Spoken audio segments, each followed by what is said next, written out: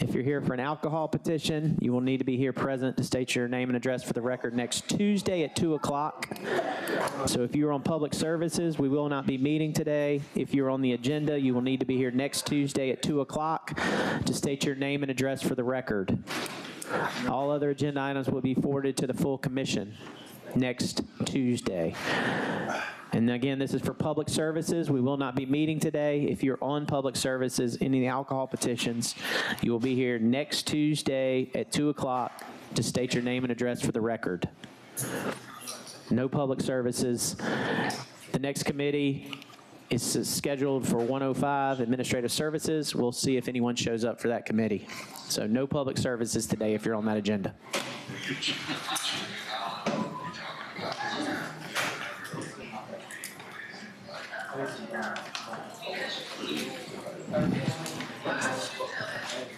Again, if you're on public services, you can leave now. You need to be back here on Tuesday at 2 o'clock. There is no quorum to have public services today. It's any of the alcohol petitions.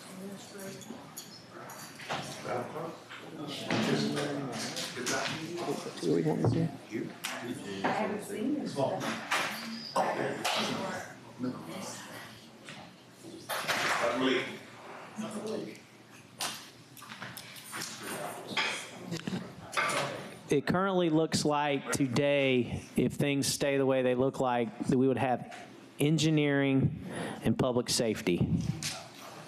But we'll go in the order of the time that we have to dedicate to them. Right now, no public services. In 3 minutes, will be determined if there is an administrative services or not.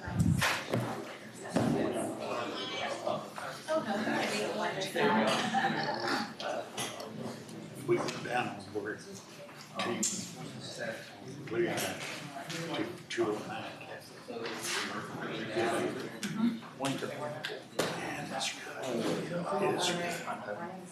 Administrative Services has Francine.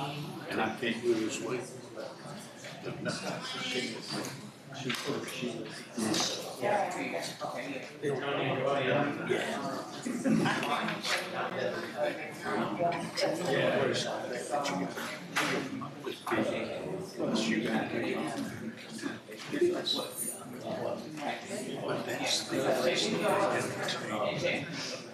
See, that's what we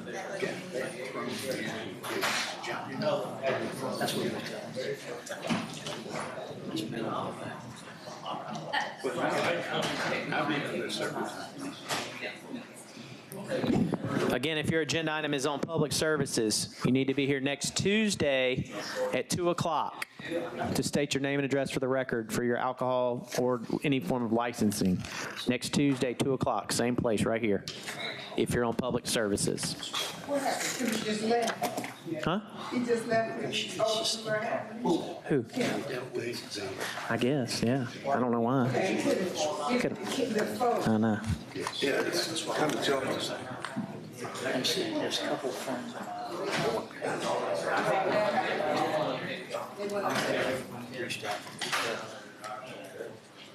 She is just she is. I'd have to screen it. And human resources. So That's what I'm telling you. Is I had friends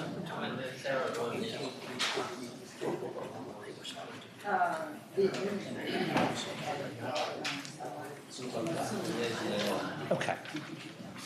It's a screenshot.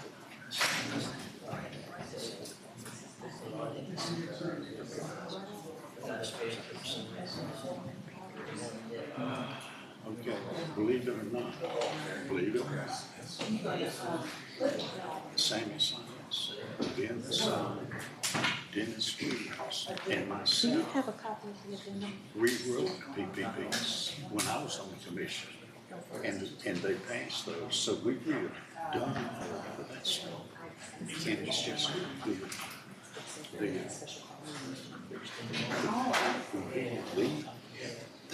don't do that.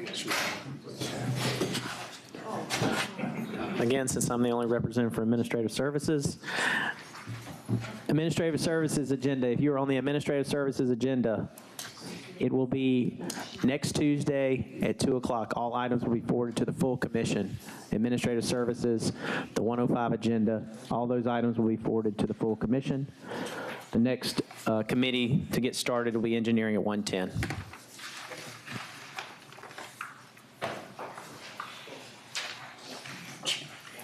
Chew, sit back, Brandon, here, didn't they? Don't nobody know if he's good or bad, because it's really nervous.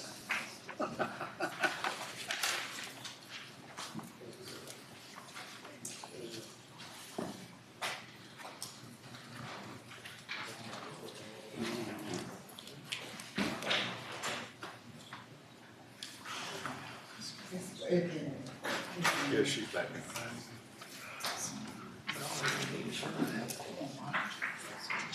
Engineering, she's, Mason is chair, she's co-chair, and somebody else, I forget who.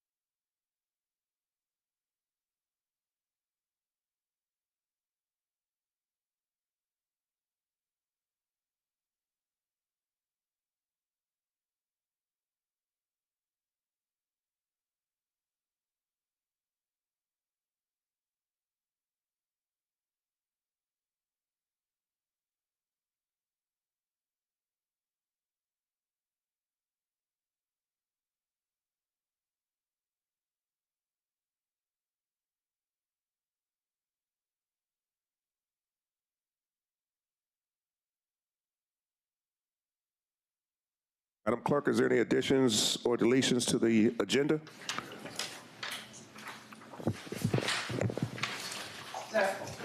Are there any additions or deletions to the agenda for engineering services? Yes, sir. That's the believe- one that's in front of us here. Yes, sir. That would be authorized application for the GFA forgivable loan opportunity for water infrastructure. Is there any opposition to adding it to the agenda? No. I noted, okay. All right, we'll add that to agenda. I would like to consent items 1 through 9. And, oh, Mr. Scott is here. 1 through 9, and with adding the proposed agenda item as well, Madam Clerk. So moved. We've got a motion and a second. Is there any further discussion? Hearing none, commissioners vote by the usual sign.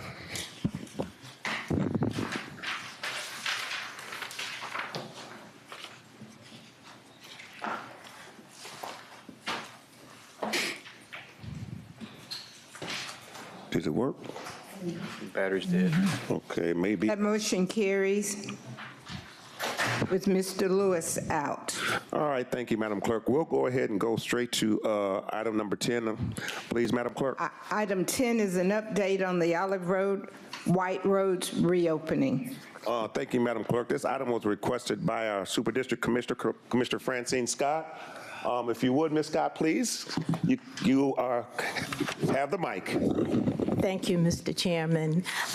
Although I'm not on this committee, I've been getting a lot of calls from my constituents about reopening Olive Road, White Road, and so that's why I decided to bring it to the engineering committee. And I believe there are some people from the community that's here that may want to come up after Mr. Urshery reports, sir. Yes, ma'am. So you want the community to speak after Mr. Urshery or before? I think we should hear what the engineering has to say first, please. All right. Mr. Urshery, good afternoon. Good afternoon. You have the floor. Thank you, sir. Is your mic on? I don't. Can you hear me? No. Can you hear me? No. No. Okay, we're.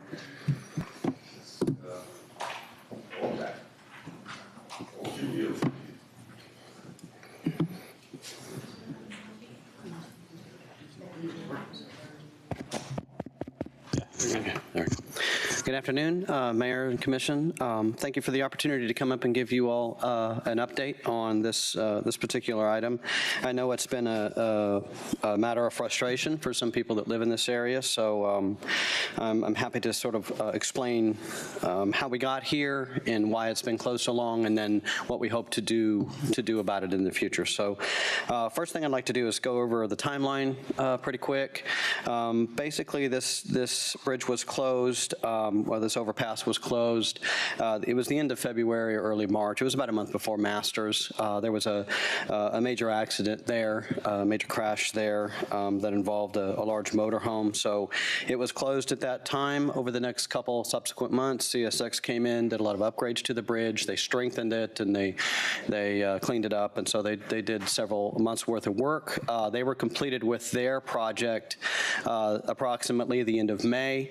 So for the last 3 months, June, July, August, the bridges remain closed even though CSX has completed their work.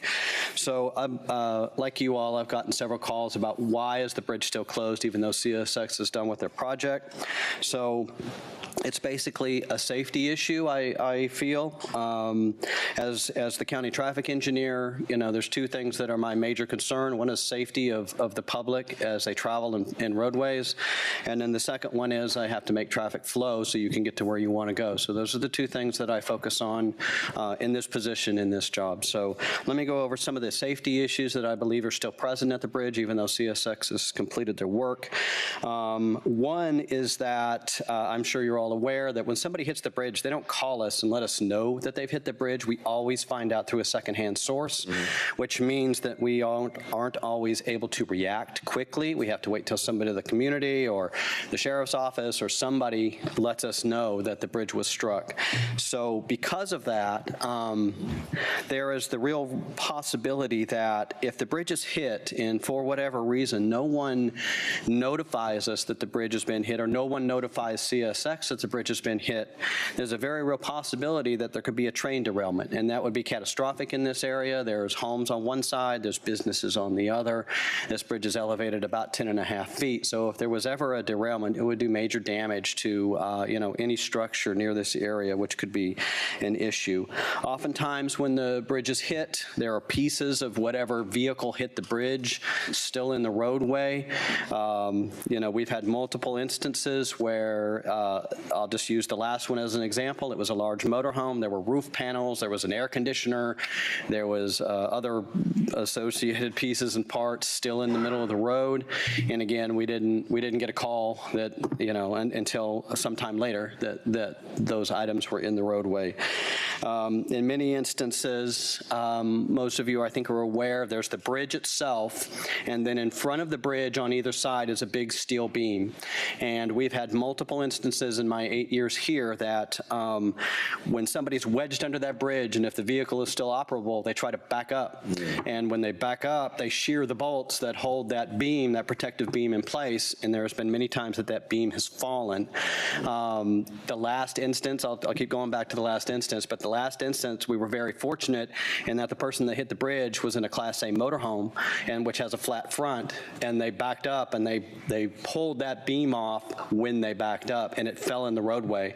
If that vehicle had some kind of hood or something sticking out in the front of it, it would have hit that vehicle, and it could have injured the occupants. I mean, there's all kinds of things that could have happened. So luckily, that beam fell in the roadway and didn't injure anybody, but because that beam was in the road, again, there was the way we found out about it was there was a vehicle that almost hit it, sitting in the middle of the road. And this is a significant beam. It's not just a little house beam. I mean, these are big structural steel beams. It would have done damage to that vehicle and potentially could have injured the occupant. So that's another safety issue that we come up with all the time. And lastly, I think almost all of you know, because I've said this multiple times, we have over 30 devices that warn drivers that there's a low bridge up ahead. And the engineering department and therefore the taxpayers have paid for all 30 of those devices. There's been no assistance by anybody to pay for additional traffic control devices for this situation. So, the total brunt of all of the things that we've done has fallen, eventually it falls with the engineering department and on the taxpayer in our operating budget. So, moving forward, what can we do? I don't think anybody would argue with me that what we've done in the past is not very effective, even though we have those 30 devices. I think I've mentioned before, the law requires 2 in each direction, so a total of 4. We have over 30. So we've done everything we can do, as far as the devices. So just putting up what we had before and opening up the roadway, I do not feel is the correct course of action. It's my opinion that, we're just going to have people still strike the bridge. So that's one of the reasons why it's remained closed. There are additional traffic devices we can install. I will tell for the record, every off-the-shelf device, every device that's pre-made, prefabricated, that I can just go and buy, we've bought it. We've done it. We've installed it. So we've kind of moved beyond the standard devices that have standards either at the federal level or the state level. And so we've tried all of those, and we're kind of moving into this realm of devices that are allowed. We've had this discussion before too, but we're moving into traffic devices that are allowed, but they don't have a standard. They don't have a policy behind them. So that's where we are today. The one that has been discussed several times by Commissioner Guilfoyle is the chain curtain. So in that vein, chain, I've called multiple engineers all across the country. From one side of this country to another, I've talked to about half a dozen or more cities that have these devices, and there is no standard way to do a chain curtain. Everybody does it a little bit different. And what I've learned through all that is they are an effective deterrent for someone to hit the bridge, but they are not a foolproof deterrent for somebody to hit the bridge. So what I've learned in all these conversations is they see a reduction of about 70% of the crashes that occur when, somebody's striking the bridge. So that's a great number. 70% is a great number, but that still means that 30% of the people, or 3 out of 10, are still getting through it, still striking the bridge. So that's what I've learned. So out of looking at all of this and talking to all these people, I have come up with one that I think would work well for us. Some of them just have hanging vertical chains. Some of them have horizontal bars. The one that I would like to implement, if that's the will of the commission, is one that's a combination of both. I actually have a copy of it here if you'd like to see it on the screen, Yeah. or if you want, I can send it to you. Please, the screen, if we could. All right. So the audience can see, and those that are concerned about that, they'd have a view of it as well.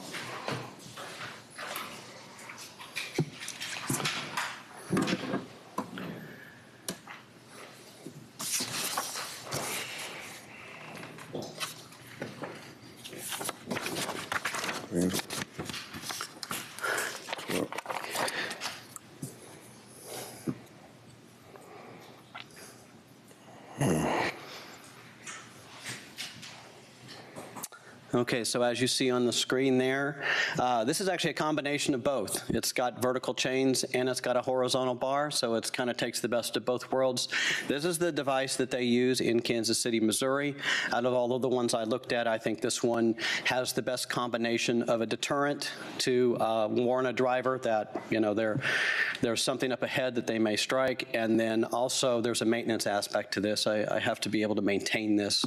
One of the issues with the ones that just had vertical hanging chains was the chains get all wrapped around one another, so it's a constant, just the wind blows too hard or there's a bad thunderstorm or a hurricane or whatever. That would be a constant maintenance issue for us. So this one has a combination of all of that.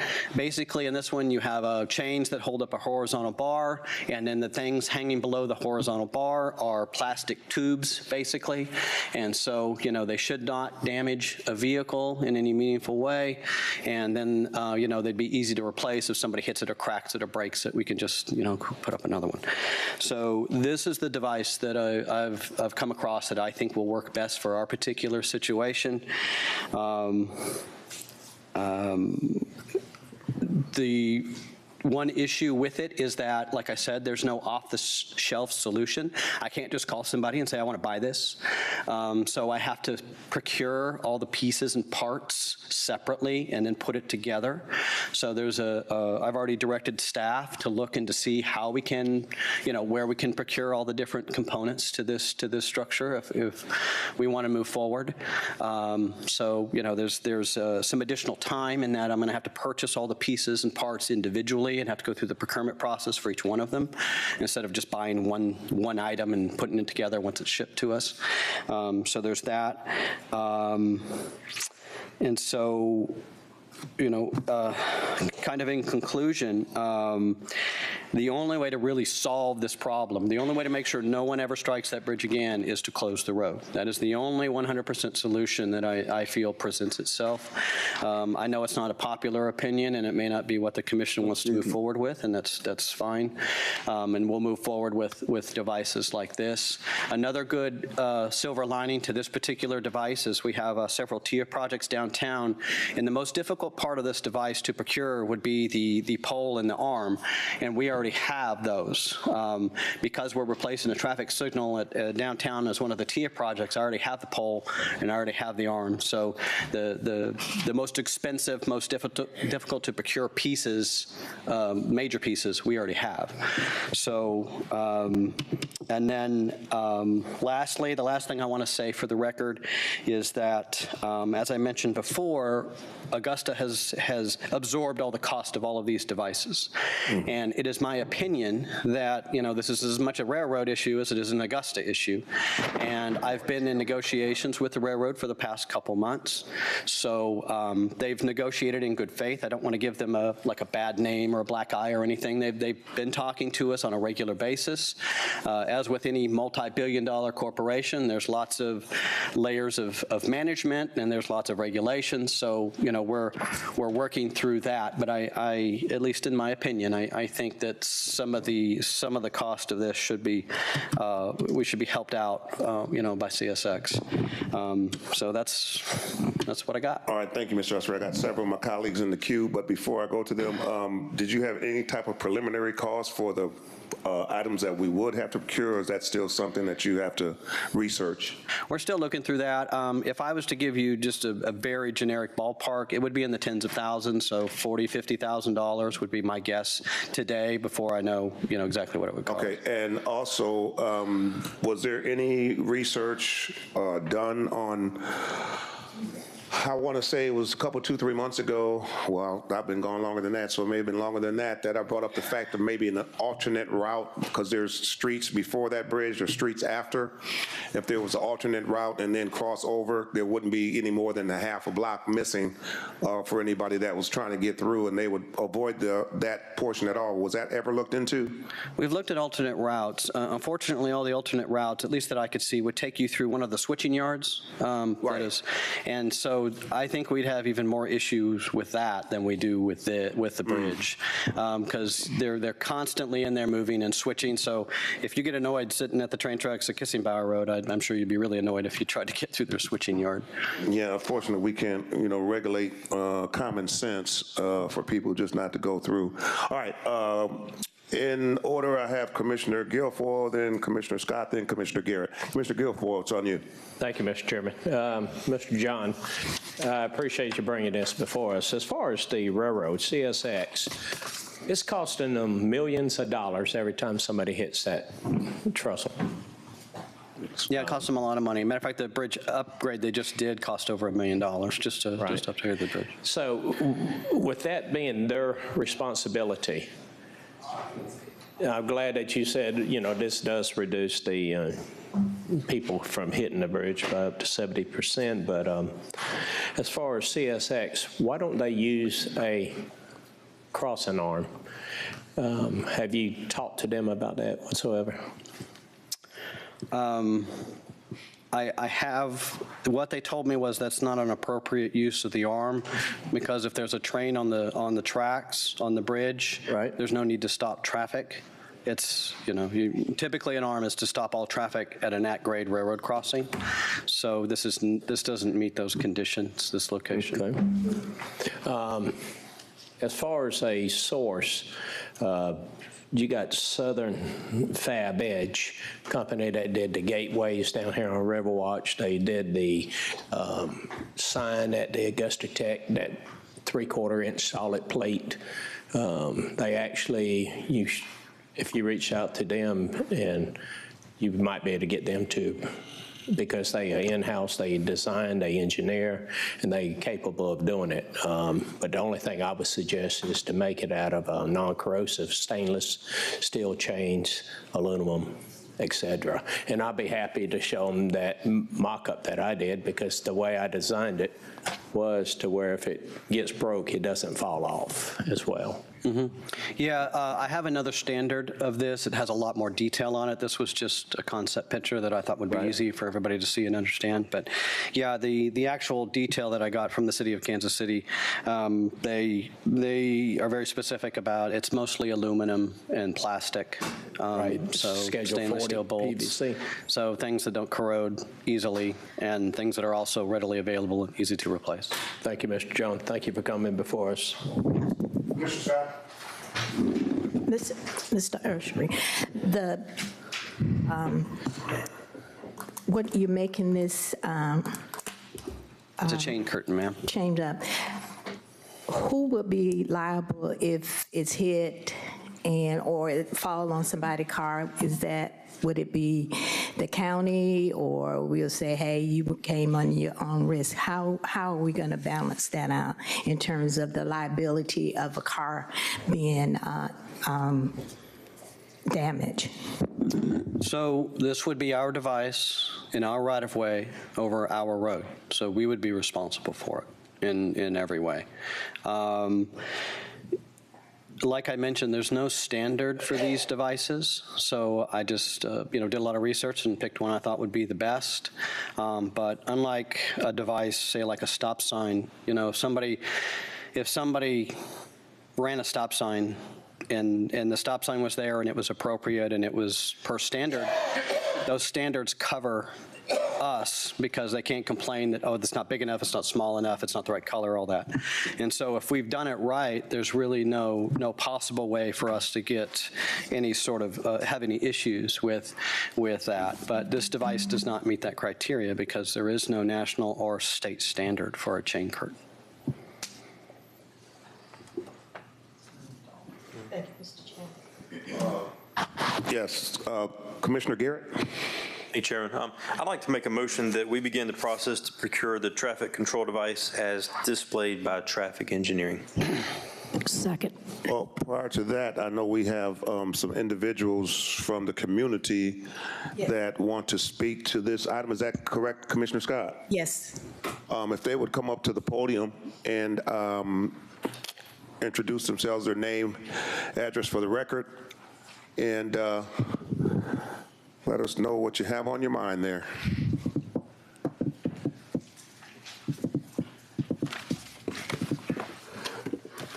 Is there a mic on? Or?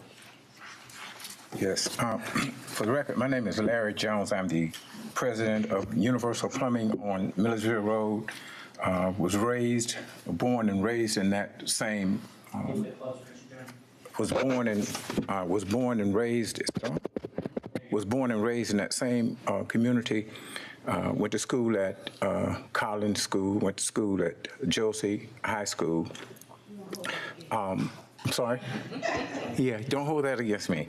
And go to church right on Randall Road, which is 2 streets over from this bridge. I've done a little bit of research myself, and obviously not an engineer, but I've been getting a lot of phone calls to my office concerning this bridge, and I've tried to just stay away from the thought of it. I didn't know what to do, and I just kind of jumped up in my bed one night, and there was something that said, you need to say something.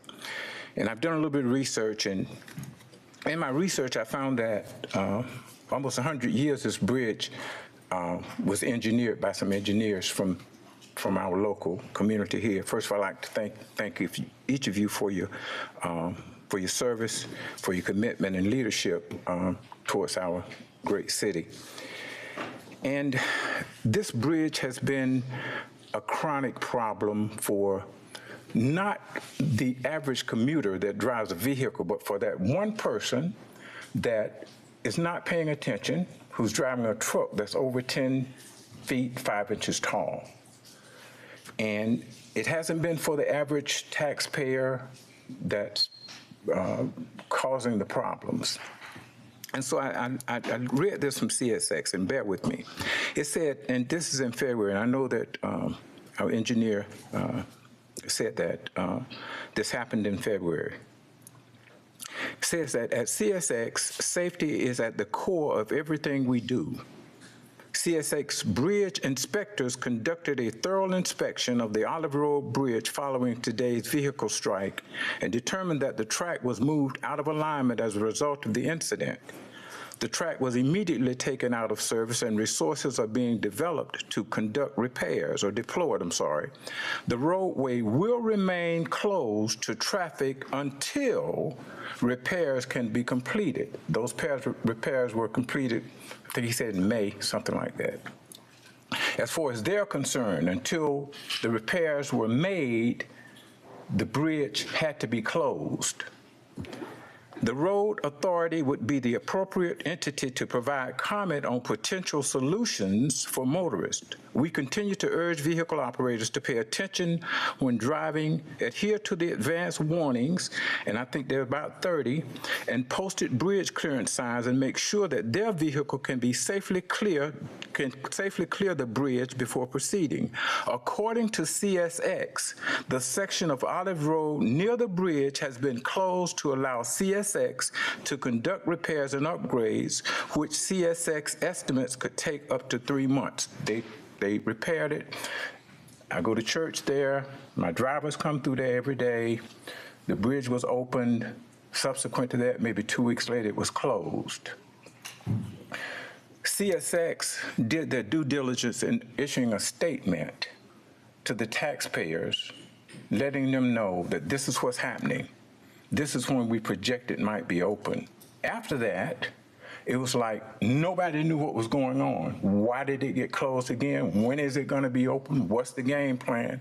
And so people have been scratching and clawing, trying to figure out, we're taxpayers. We have to take our kids to school at Josie. We have to go to the Purpose Center. We got to go to work. What's going on? Nobody has told us anything. And so here we are now. Let me digress for just 1 second, and this might be way off the cuff, but I think I need to say this. Back in 2022, a young lady named Celicia Johnson, 17 years old, and one's name was Nikita Jackson. They attended St. Mary's School in New Orleans, Louisiana.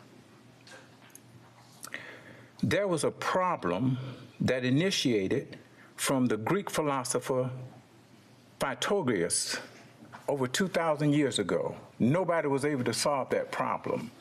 There were 2 young African-American girls that solved this problem that's been over 2,000 years ago. Their reward for solving the problem was $500, $250 apiece. What's the moral of the story? We've had a problem for almost 100 years. There is a solution someplace. Maybe somebody out there in the general public might have the solution.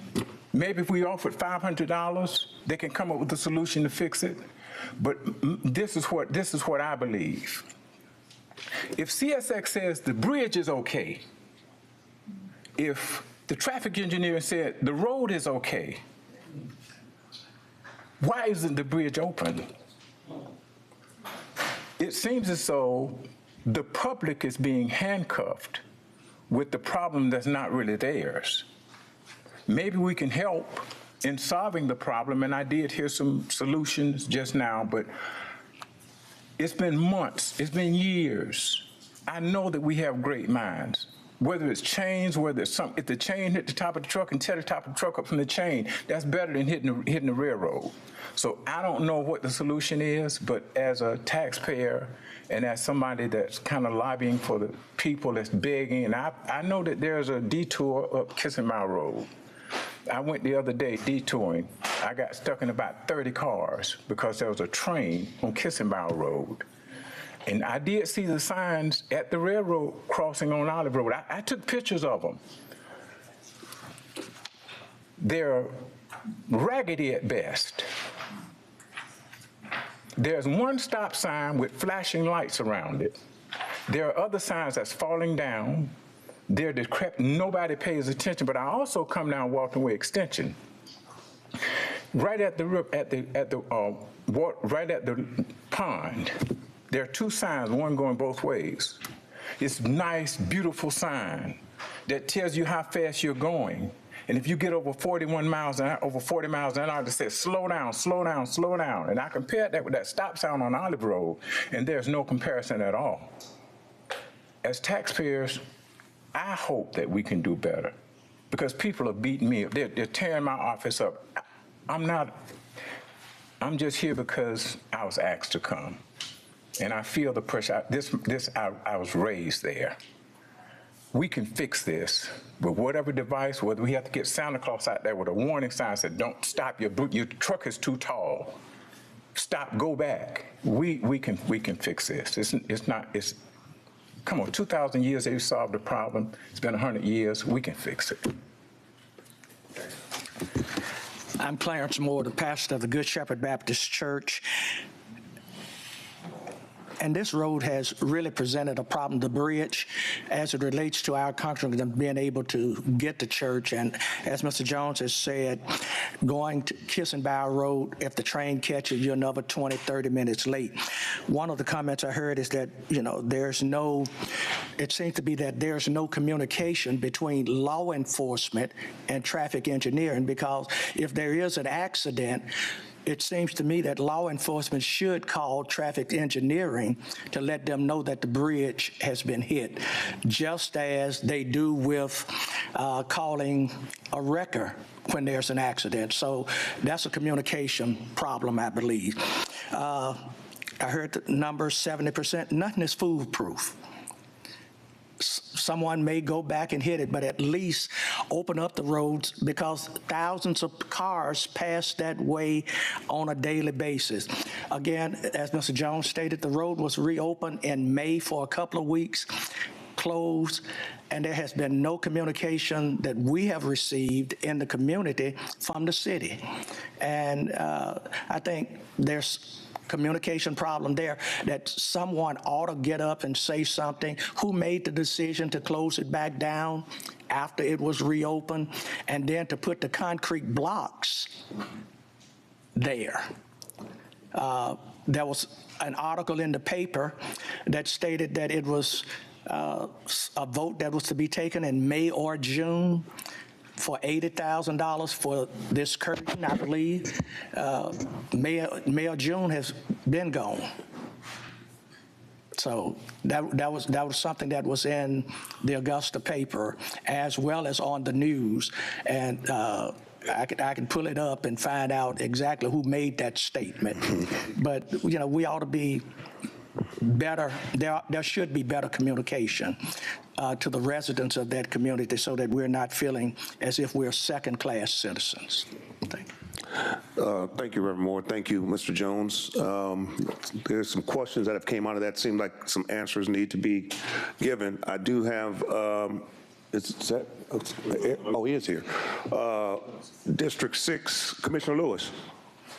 Thank you, Mr. Chair. The question is for Mr. Usher, if I may. Yes. All right, Mr. Usher.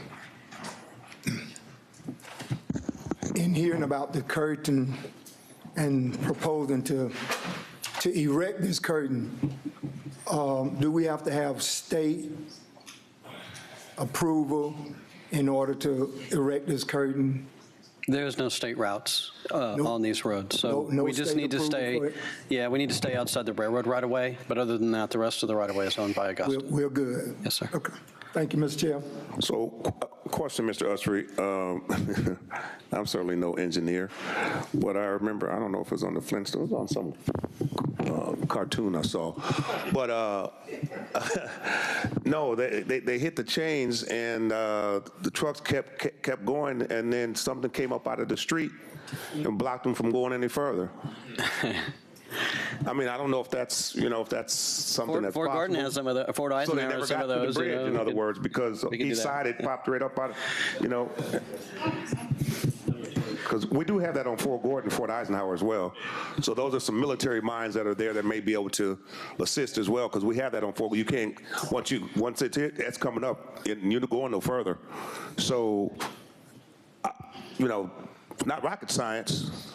I don't know if that's something that could happen. Let me address some of the issues that were brought up by the two gentlemen, and I'll address that too. Okay. The signs and the devices that you can use in a public road for public traffic are highly regulated. We just don't make this stuff up. We don't just go out and put things in kind of wherever we feel they should go. We don't make up signs with different sayings that aren't standard. So there's a lot of things we cannot do because they're not this device is, like I've mentioned, this device is not a standard, but it's allowed. But there are some things we cannot do in a public right-of-way that are specifically prohibited. So that's why some of the suggestions and some of the issues that other people have brought up to us have not been done, because it's not something I can do. The safety is always, like I mentioned, safety is always paramount. As far as the road being open for 2 weeks, it was open for one afternoon, and it was opened by somebody who didn't have the authority to open it. It wasn't opened by me. And so as soon as I found out it had been open, it was closed the next day. So it was open about 12 hours, not 2 weeks. And so as soon as I realized what had been done, we closed it back up because we weren't ready to reopen it. As far as the devices that are out there, we have concrete devices out there because people kept moving the plastic ones. So, people kept rearranging everything so they could drive through it. So that's why there's concrete barricades instead of plastic barricades. So like I said, and one thing that has delayed this beyond the May, June, July timeframe that the pastor mentioned was I have been working with the railroad. I'm trying to get them to help us with this device in some sort of way. And so, like I said, they're a big company, lots of management, lots of layers of bureaucracy that we have to work through. They have been diligently working through them. The mayor, I don't see him, but he has been helping me with some of that. So we have been diligently working through that, and the delay is mainly because of that issue. So the situation, like I'm saying, at Fort Gordon, you're saying that can be done on a city road. That's because they're federal, they're military installations, okay there, but not. They're on private. So the installations you just mentioned are on roads owned by Fort Eisenhower. They are private roads. They are not public roads. Okay. Well, at the end of the day, the commission is the decision maker. And if the commission votes for the road to be open, even while we're waiting on whatever it is that may be of assistance down the road, because we clearly see that there is no foolproof method. So in the meantime, it seems to be some lack of communication. I'm not sure who alerts you, whether it's the sheriff or whenever these things happen, how you get alerted to that or when. Not sure who's making the call in terms of the time frame that has already elapsed. But what I do know is that at the end of the day, whatever's going on, 6 votes on this commission can make a decision. So that's basically where we are. And at this point, was there a motion? Yes, sir. Okay, we have a motion. Can you say that motion again? Motion to begin process to procure traffic control device as displayed by traffic engineering. Okay, that is a motion, but that does not take care of what we have going on right here today. And to reopen Olive Road as soon as possible. No. All right, we'll do immediately. Because as soon as possible is not a date. That's somebody will determine when that'll happen. So can I just interject? I would caution against that. Whoa. Just hold on. No, sorry. Will you restate it again? Yeah. Motion to begin process to procure traffic control devices displayed by traffic engineering and to reopen Olive Road immediately. And was that a second? I second. Yeah, but he added some more. I wanted to make sure that we're clear. We got to do this in the proper manner. All right, we have a motion and a second. Now, the further discussion. Did you have something else, Mr. Ussery? Yeah, I mean, one of the reasons why it's been closed for the last couple months is because, as I stated earlier, if we reopen it with the same devices we've already had, nothing will change. And so I believe this device that we had up on the screen will make a positive impact. But if we just do what we've always done, somebody will hit it soon, and then we still have the safety issue that we currently have that we've had in the past. But here's the thing. We don't know that that's really, and you can't tell us, and certainly you wouldn't tell us, that would be 100% foolproof anyway. There's really no 100% foolproof. We can purchase, I'm of the opinion of don't purchase jack, because at the end of the day, if somebody's going to keep going, they're going to keep going. I don't care what's up top. I don't care what's on the bottom. I don't care what pops up. If they're going to continue going, they're just going to continue going. So, but the fact of the matter is, when, Mr. Jones makes up a good point as far as I'm concerned, when you're talking about what's being done by the few that affects the many, that's a problem that we ought to be able to address. And we can address that up here on this commission. And so we do have a motion. We have a second. Hearing no further discussion, commissioners will vote by the usual sign.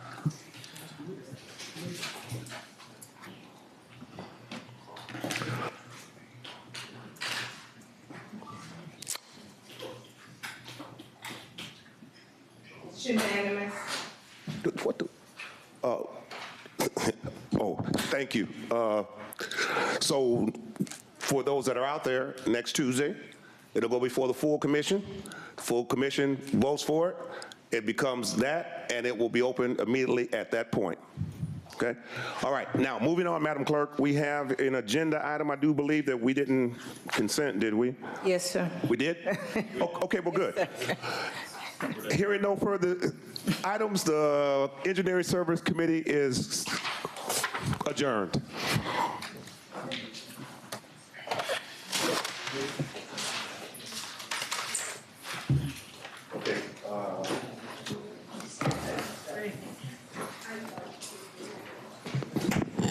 Good afternoon. I'd like to call public safety to order. Madam Clerk, are there any additions or deletions to the agenda? No, ma'am. Okay, with that being said, if my colleagues have no objections, I'd like to consent items number 1, 3, 4, and 5. So moved. Second. Okay, got a motion, a second. Voting.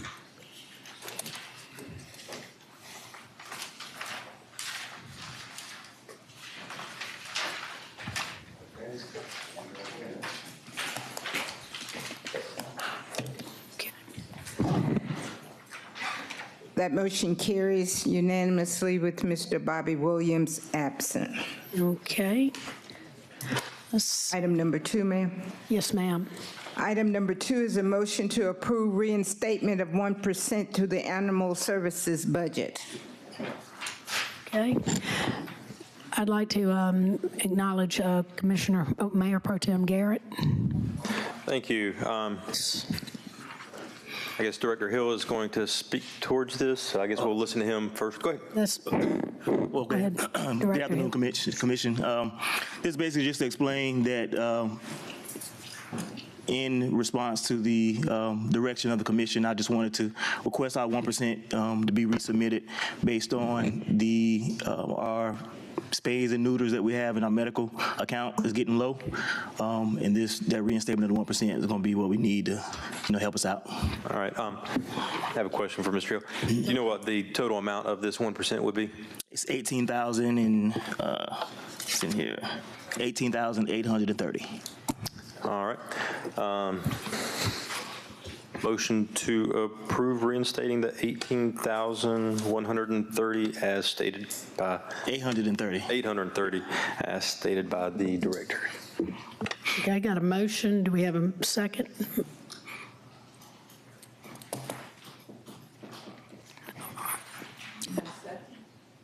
No, I'll second it. Got a motion and a second.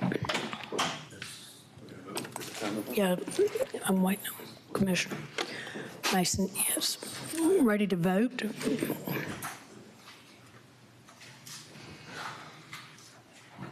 Yeah.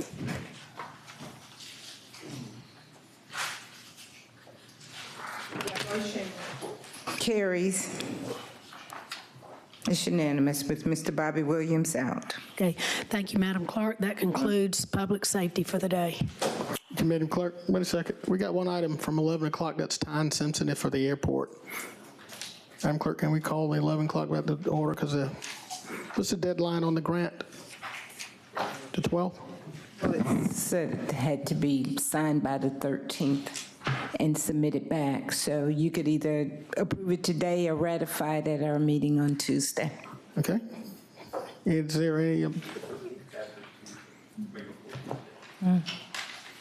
The 13th? The date is the 10th. We need to handle this today. We need to do this today. All right? No, my thing was to allow the mayor to execute and then have it ratified at the 17th meeting. Oh, okay, have it ratified. Okay. All right, so we're good? Motion to approve? Second. There's a motion and a second. Madam Clerk, we're voting. Let me see it. No, we're talking about the one.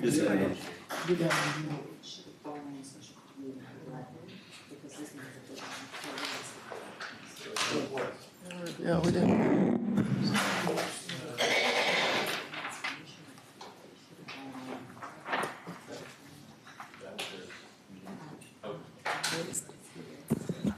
two of them. What's the other? All right.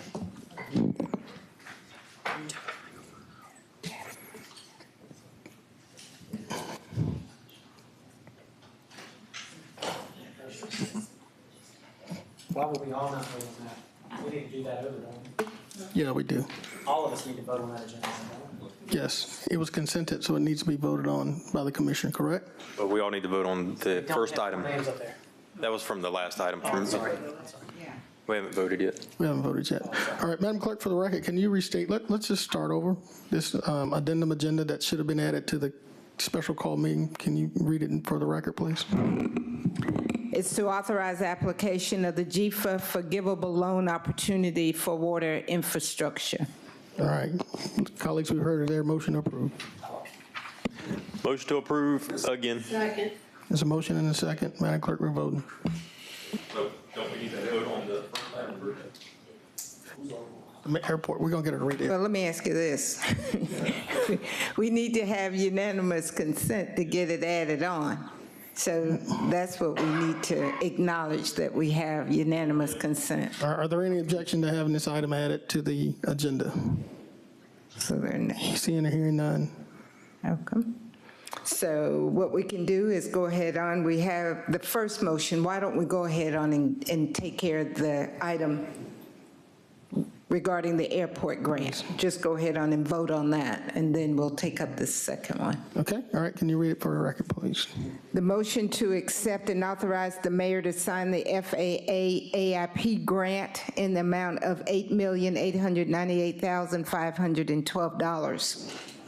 All right, colleagues, we've heard, is there a motion? So moved. It's a motion and I have there's a the second. motion. I just needed you all to vote. Oh, just need to vote. All right, let's vote. Mr. Garrett and Ms. McKnight was the, Okay.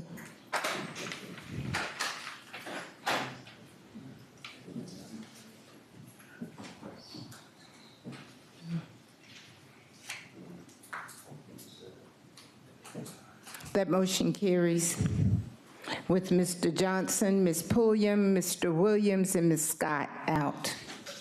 Okay. Next item is to authorize the application of the GFA forgivable loan opportunity for water infrastructure. All right, is there a motion? Let's motion and second. Motion to approve. There's a motion, and then there's a second, and we're voting.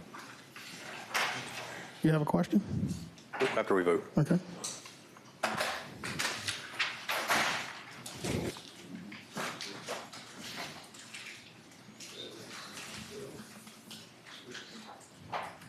That motion carries 6-1.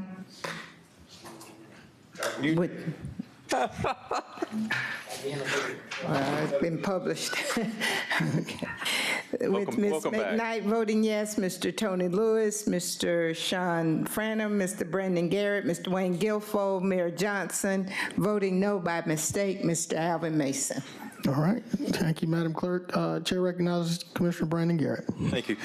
Since we were able to add the item from engineering to the regular special called meeting, can we also add the other item that was previously not able to be discussed earlier in regards to the administrator? Mr. Garrett, I think that the initial motion was that we were going to have approval and ratify on Tuesday. I thought that was what the clerk had said earlier. I'm talking about the item from the 10:30 meeting, the administrator item. We just added an item from a committee to this meeting. I was asking to add that other item.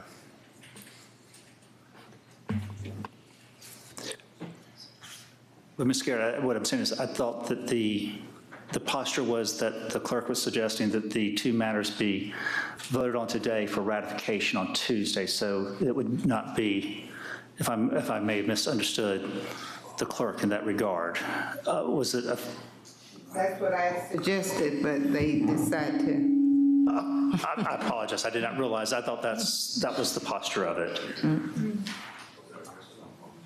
So if that was the case and those two votes have been occurred, then you could ask it be added to the agenda. Yes, that would be proper. But it would require unanimous consent. Mm-hmm. All right. Is there unanimous consent to add this item to the agenda? You lost your quorum. We just lost a quorum. All right. Thank you, Attorney Plunkett. Madam Clerk, this meeting is hereby adjourned. Thank you so much. Oh, yeah.